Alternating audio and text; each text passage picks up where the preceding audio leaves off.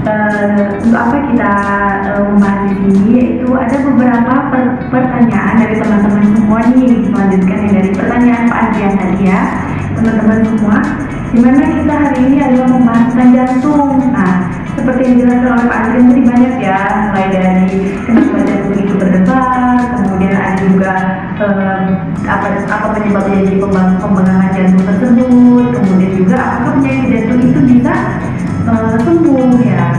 Nah, di sini saya ingin melanjutkan beberapa pertanyaan teman-teman semua tentang penyakit jantung. Di mana penyakit jantung sendiri itu adalah suatu kondisi yang mengakibatkan jantung itu bermasalah ya teman-teman. Nah, jadi jangan sepelekan masalah penyakit jantung. Kayak contohnya tadi jantung berdebar-debar, itu bukan berarti salah sepele, tapi bisa jadi itu cuma kita kelelahan fisik akibat kita beraktivitas terlalu banyak gitu ya. Jadi di sini dari penyakit jantung itu sendiri ada yang dinamakan dengan penyakit jantung koroner atau pembagian dari penyakit jantung teman-teman. Nah, penyakit jantung koroner ini adalah suatu masalah di mana ketika pembuluh darah kita yang aluran bisa masuk darah mengalir ke jantung ini mengalami penyempitan atau pengumpulan flek atau lemak ya teman-teman. Di mana lemak ini ada ketika kita memiliki penyakit kolesterol salah satunya ya. Jadi penyakit kolesterol ini yang disepelekan teman-teman, di mana penyakit kolesterol ini sendiri bisa mengakibatkan yang pertama adalah kepala kita menjadi berat ya.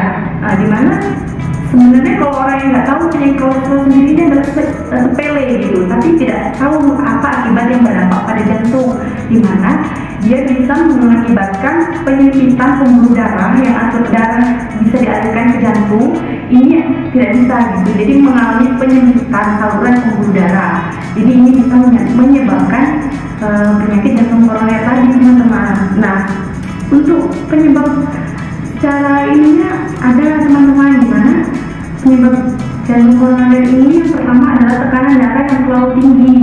Nah, di mana kita tidak bisa menyepelekan hal-hal yang sederhana. Menurut teman-teman kan mungkin darah tinggi ini diakibatkan karena kita sering pusing, jadi mengakibatkan darah tinggi. Nah, itu nggak gitu. Jadi dari darah tinggi ini bisa mengakibatkan jantung itu memompa lebih cepat, tapi yang dipompa ini jalannya mengalami penyumbatan. Nah, itu jadi tidak masuk ke dalam jantung teman-teman. Kemudian kolesterol sama yang seperti saya bilang tadi. Nah, kolesterol ini adalah bisa mengakibatkan lemak jahat ya, dimana yang tadinya pembuluh darah kita bersih, lancar, tidak ada gangguan, tapi dengan diakibatkannya adalah kolesterol di dalam diri kita, itu bisa mengakibatkan penyempitan jalan aliran darah tersebut. Jadi kalau bisa mulai sekarang kita harus cek rajin untuk kolesterol ya teman-teman. Kemudian di sini ada diabetes. Nah, penyebabnya ini bisa disebabkan oleh diabetes, di mana penyakit diabetes ini sendiri adalah penyakit yang sering awam terjadi ya. Kemudian di sini ada kebiasaan dari merokok. Jadi jangan disepelein ya, terutama kita yang hobinya untuk merokok, karena merokok itu diam-diam perlahan tapi membunuh gitu. Efeknya nggak sekarang, tapi bisa nanti 5 atau 10 tahun ke depan. Jadi sekarang kita menikmati hasil rokok yang kita beli ini, misalnya itu satu hari bisa 1 bungkus. Nah, itu nggak boleh sebenarnya. Karena apa? Karena di jantung kita sendiri ini banyak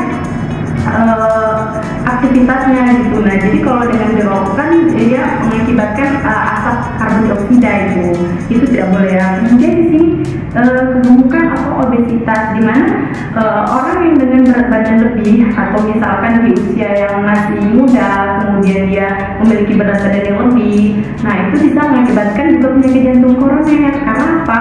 Karena kita di penyempitan di pembuluh darahnya teman-teman. Kemudian di sini kita bisa melihat dari faktor resikonya nih, apa sih yang menyebabkan bisa menjadinya faktor dari penyakit jantung koroner ini. Nah, yaitu yang pertama lanjut usia atau lansia ya teman-teman, dimana dia beresiko lebih ke lansia. Karena apa? Dalam pembuluh darahnya ini menyebabkan arteri menjadi menyempit dan kaku gitu.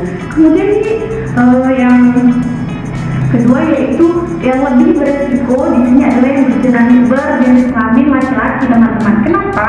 Karena di sini dijelaskan tadi ya, penyebabnya itu adalah kebiasaan merokok.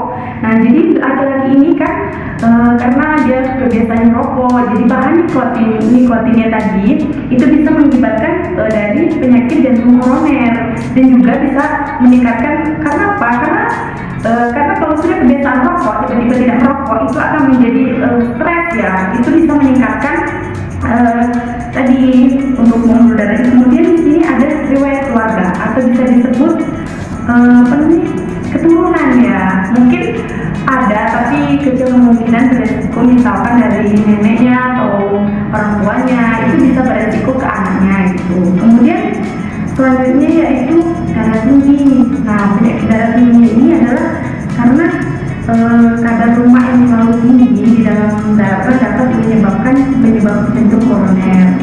Nah, untuk tanda dan gejalanya sendiri nih teman-teman, yang perlu diketahui itu nyeri dada. Nyeri dada itu kita tidak bisa sepelekan, karena nyeri dadanya sendiri adalah ketidaknyamanan dari dada menjalar ke leher. Nah, itu kan sangat tidak nyaman ya. Jadi di sini sering kali orang menganggap sakit dada itu adalah sakit yang biasa saja, padahal kalau bisa kita periksa lebih rutin dengan cek kesehatan ke dokter, itu besar kemungkinan atau kecil kemungkinan ada penyakit, tapi syukur alhamdulillah kalau nggak ada ya teman-teman. Kemudian di sini keringat dingin. Jadi keringat dingin ini kadang kan kita kebiasaan kalau di ruangan panas nih, tiba-tiba kita dapat keringat dingin, padahal bukan berarti kita di ruangan panas kita nggak bisa berkeringat ya, karena itu bisa jadi salah satu penyebab dari penyakit jantung tersebut. Kemudian irama jantungnya tidak stabil, biasanya berdebar gitu. Jadi udah ditekankan dari awal kalau penyakit jantung ini tidak bisa disepelekan, salah satunya itu contohnya itu berdebar-debar gitu kan. Kemudian untuk gimana cara mendeteksinya, itu yang pertama bisa kita berobat ke dokter ya. Mungkin di sini yang bisa kita lakukan untuk mengetahui irama dari jantung itu bisa biasanya menggunakan alat EKG ya teman-teman. Nah, kemudian di sini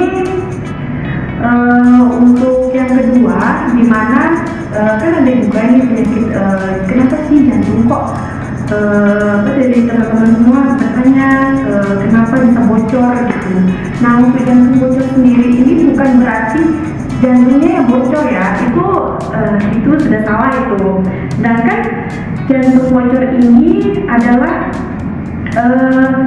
karena tidak cukupnya pasokan jantung jantung tadi ke ruang-ruang jantung tadi teman-teman. Jadi kadang orang ini berpikir penyebab dari jantung bocor itu pasti teman-teman berpikirnya jantung kita bocor ya.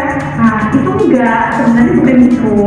Nah, jantung bocor ini jantung kita itu bekerja setiap hari saat berdetak itu lebih dari 100.000 kali ya teman-teman, untuk memompa darah sekitar 2.000 galon per liter per harinya gitu. Nah, jadi jantung bocor ini bukan masalah jantungnya kalau bocor kayak bisa mengakibatkan bocor atau gimana gitu, tapi karena katup itu yang tadinya untuk mengalirkan darah ke seluruh katup jantung itu ada mengalami kebocoran yang tadinya belum waktunya dia untuk memompa ke ruangan yang lain, dia sudah mengalami kebocoran. Nah, itu biasanya disebut dengan jantung bocor. Nah, biasanya ini biasanya bisa terjadi di antara sulit bernapas. Itu menjadi salah satu gejala dari jantung bocor. Nah, sulit bernapas atau sesak nafas karena yang tadinya pasokan darah atau yang dialirkan dulu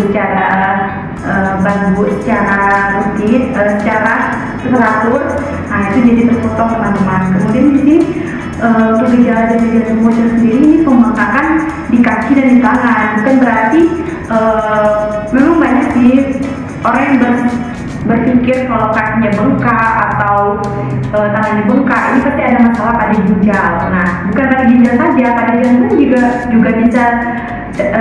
bisa untuk ini menjadi gejalanya itu jantung bocor. Karena apa?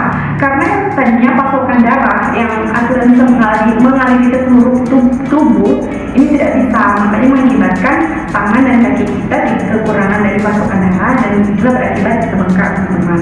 Kemudian mual. Nah, mualnya sendiri ini karena ini kita nggak mungkin karena di jantung ini kok perasaannya tidak enak gitu kan, jadi bisa berakibat juga kita panik dan mengakibatkan kita tidak nafsu makan. Kemudian di sini merasa lelah atau lemas. Karena apa? Karena yang tadinya pompa jantung kita aturan secara teratur atau dari bilik dan ke aortanya itu teratur, ini tidak mengalami perbaikan gitu. Kemudian di sini bisa pusing, bisa pingsan, terus mengalami kayak dada itu terasa tertekan gitu, berat gitu ya teman-teman. Nah, itu mungkin menjadi salah satu contoh dari jantung bocor. Lalu jantung bocor sendiri ini pengobatannya kalau bisa teman-teman langsung datang aja ke dokter, tanya sama dokter, kemudian pembahasannya bagaimana itu bisa ditanya di rumah sakit terdekat teman-teman. Itu bisa ke dokter spesialis jantungnya. Yang jelas itu adalah yang paling penting. Nah, kemudian di sini adalah gimana sih penanganannya gitu kan. Penanganannya tadi mungkin yang lebih ke dokter. Cuma kan di sini kita bisa lah di rumah itu dengan cara menurunkan sedikit aktivitas kita yang tadinya kerja kita mungkin terlalu berat, jadi kan dikurangi sedikit gitu kan. Jadi biar bisa menormalkan gitu. Kemudian di sini takutnya kalau kita paksa jantung kita untuk bekerja lebih cepat, nah itu akan mengalami henti jantung. Bisa dibilang akan mengalami penurunan kesadaran pada pasien tersebut, atau yang lebih fatalnya bisa mengakibatkan pasien tersebut meninggal. Jadi kalau bisa aktivitasnya itu dikurangi gitu. Nah, untuk penyebabnya dari penyakit jantung itu kan sudah kita jelaskan tadi ya teman-teman, yaitu karena bisa jadi di sini adalah penyakit tertentu yang membawaan atau bisa hipertensi, kolesterol atau dan sebagainya. Nah, itu lebih sering dilakukan pengecekan, terutama tekanan darah itu simpel ya. Mungkin karena kata orang, tekanan darah tinggi, cuma sebentar gini kan, itu nggak bisa. Itu kalau bisa itu seminggu 2 kali lah untuk pengecekan secara rutinnya. Nah, kemudian penyakit jantung ini lebih sering ada gangguan yang lebih spesifik ke dalam tubuh kita, karena kalau kita sudah mengalami penyakit jantung itu bisa berakibat ke gagal jantung atau serangan jantung, dimana ini bisa mengakibatkan hal-hal yang lebih fatal gitu ya. Nah, kemudian di sini kita kan ini membahas penyakit jantung ya. Di sini ada beberapa nih contohnya dari penyakit jantung itu sendiri, yaitu yang pertama kita bahas adalah dari penyakit jantung koroner, di mana itu adalah penyakit jantung dengan penyumbatan atau penyempitan pada saluran darah yang aturannya memumpahkan darah ke jantung itu tidak sampai tapi dalam jumlah yang sedikit. Karena apa? Karena ada flek atau lemak yang tertumpuk di saluran darah tersebut. Kemudian penyakit jantung bawaan. Penyakit jantung bawaan ini diakibatkan karena keturunan atau dari yang keturunan dari orang tua. Itu bisa disebabkan kayak penyakit jantung bocor tadi, itu bisa jadi keturunan ya teman-teman. Kemudian di sini ada infeksi jantung. Nah, infeksi jantung ini sendiri adalah infeksi pada lapisan di jantung. Nah, itu kan kita nggak bisa tuh dilihat dari kasat mata. Jadi kalau kita punya penyakit jantung, usahakan kita harus periksa ke dokter dan lebih jelasnya gitu. Nah, di sini juga ada gagal jantung, di mana gagal jantung ini sendiri adalah kegagalan jantung untuk otot jantung untuk memompa darah ke seluruh tubuh. Jadinya itulah mengalami penyakit jantung. Kemudian yang terakhir ini teman-teman ada aritmia ya. Aritmia sendiri itu adalah denyut atau denyut jantung yang tidak normal. Itu kadang kalau kita mengalami sepele sih kayak berdebar-debar biasa, padahal itu enggak. Itu adalah penyakit aritmia yang dimana disebabkan karena peredaran atau denyut dari jantung tersebut tidak normal atau lebih cepat atau juga bisa lebih lambat gitu. Nah, kalau yang kita bahas hari ini adalah jantung itu terdiri dari 3 ya tadi teman-teman. Yang pertama yaitu penyakit jantung koroner, kemudian di sini ada penyebab dari jantung bocor, kemudian dari penyebab jantung itu sendiri, penyakit jantung itu sendiri, itu bisa kita kurangi aktivitasnya atau bisa kita meminimalisirkan yang tadinya kita mungkin banyak beraktivitas, banyak melakukan pekerjaan yang menurutnya berat atau gimana, itu mungkin bisa dikurangi teman-teman, karena penyakit jantung itu hanya mungkin menurut orang lain sepele ya, tapi kan kita tidak tahu karena itu di dalam, jadi itu bisa berakibat fatal untuk yang mengalami kelelahan. Karena penyakit jantung sendiri ini kalau sudah mengalami serangan mendadak, itu bisa berbahaya gitu ya teman-teman. Nah, jadi untuk saran dari saya untuk bisa mengontrol, yang pertama itu tekanan darah itu harus rutin, kemudian cek kolesterol itu juga harus rutin, minimal kalau kolesterol kan mungkin lebih bagusnya ya bisa 1 sekali atau 2 minggu sekali gitu kan. Terus juga di sini lebih ke jangan rokok kalau yang cowok, jadi kasihan sama jantung kita ya. Selain jantung juga kasihan ke paru-paru gitu.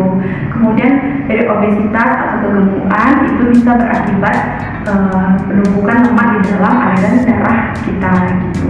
Nah teman-teman, itulah tadi pembahasan dari kita. Semoga kita bisa bertemu di lain kesempatan. Semoga kita juga bisa saling bertanya jawab seperti ini. Saya sendiri dari ini, saya mohon maaf apabila ada penyampaian yang kurang berkenan atau salah, karena kita di sini adalah saling belajar untuk memberikan informasi kepada teman-teman semua. Kalau begitu, saya mohon pamit undur diri. Assalamualaikum warahmatullahi wabarakatuh. Terima kasih banyak.